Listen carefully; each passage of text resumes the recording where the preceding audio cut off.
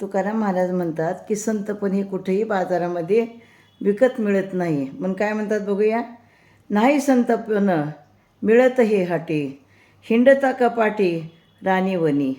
नय मोल देता धनाची अराशी, नाही त्या आकाशी पाताळी ते. तुका म्हणे मिळे जीवाचे साठी, तरी नाही तरी गोष्टी सांगू नये. तर संतपण हे कुठेही बाजारामध्ये विकत मिळत नाही, किंवा रानात वनात डोंगर कपारीत हिंडून शोधून पण मिळत नाही.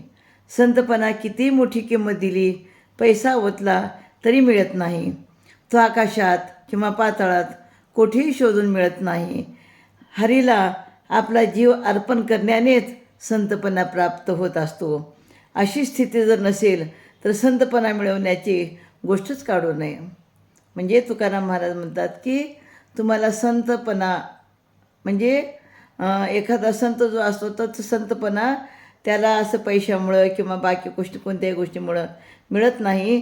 तर त्यासाठी त्याला काय करावं लागतं की हरीला म्हणजे विठ्ठलाला आपला जीवच अर्पण करण्याने संतपणा प्राप्त होत असतो.